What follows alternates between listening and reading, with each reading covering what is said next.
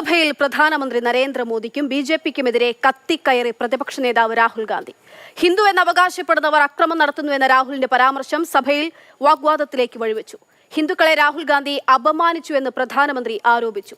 രാഹുലിന്റെ ആരോപണങ്ങളെ പ്രതിരോധിക്കാൻ അമിത്ഷായും രാജ്നാഥ് സിംഗും ഉൾപ്പെടെ കേന്ദ്രമന്ത്രിമാരുടെ നിര തന്നെ രംഗത്തിറങ്ങി. സ്പീക്കർ ഓം ബിർളയെയും രാഹുൽ ഗാന്ധി വിമർശിച്ചു. 18ാം ലോക്സഭയുടെ ആദ്യ സമ്മേളനത്തിൽ തന്നെ പ്രതിപക്ഷ നേതാവ് രാഹുൽ ഗാന്ധിയും പ്രധാനമന്ത്രി നരേന്ദ്രമോദിയും നേർക്കുനേർ ഏറ്റുമുട്ടി. നന്ദിപ്രമേയ ചർച്ചയിൽ നടത്തിയ പ്രസംഗത്തിന്റെ തുടക്കത്തിൽ തന്നെ പരമശിവന്റെ ചിത്രം ഉയർത്തിയ പ്രതിപക്ഷ നേതാവിന്റെ നടപടി സ്പീക്കർ വിലക്കി. ആരെയും ഭയപ്പെടുന്നില്ലെന്ന സന്ദേശമാണ് ചിത്രം നൽകുന്നതെന്ന് പറഞ്ഞ രാഹുൽ ഗാന്ധി ഹിന്ദു എന്ന് അവകാശപ്പെടുന്നവർ അക്രമം നടത്തുന്നുവെന്ന് ആരോപിച്ചതോടെ ഭരണപക്ഷം ബഹളം ആരംഭിച്ചു. നരേന്ദ്രമോദിജി പൂരാ ഹിന്ദു സമാജ് नहीं है, बीजेपी पूरा हिंदू समाज नहीं है, आरएसएस पूरा हिंदू समाज नहीं है. മറുപടിയുമായി എണീറ്റ പ്രധാനമന്ത്രി നരേന്ദ്രമോദി ഹിന്ദുക്കളെ രാഹുൽ ഗാന്ധി അപമാനിച്ചുവെന്ന് ആരോപിച്ചു. पूरे हिंदू समाज को हिंसक कहना ये गंभीर विषय है. രാഹുൽ മാപ്പ് പറയണമെന്ന് അമിത്ഷായും ആവശ്യപ്പെട്ടു.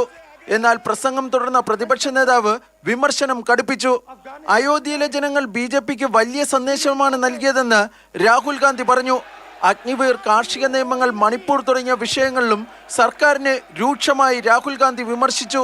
माइनॉरिटीज को डराते हैं? नहीं, कांग्रेस नहीं डरती आपसे. आप कांग्रेस से डरते हो.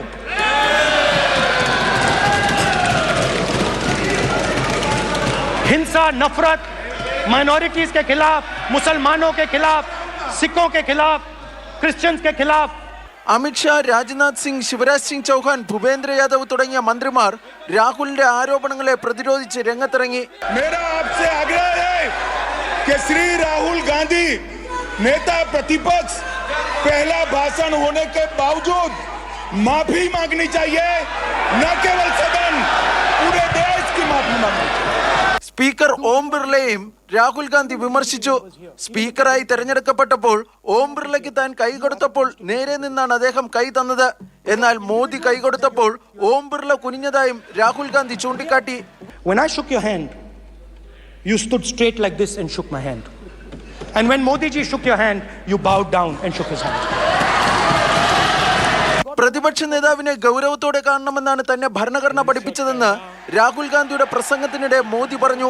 1.5 മണിക്കൂറിലധികം നീണ്ടുനിന്ന രാഹുൽ ഗാന്ധിയുടെ പ്രസംഗം വീക്ഷിക്കുന്നതിനായി സോണിയാഗാന്ധിയും പ്രിയങ്ക ഗാന്ധിയും ലോക്സഭയുടെ ഗാലറിയിൽ ഉണ്ടായിരുന്നു.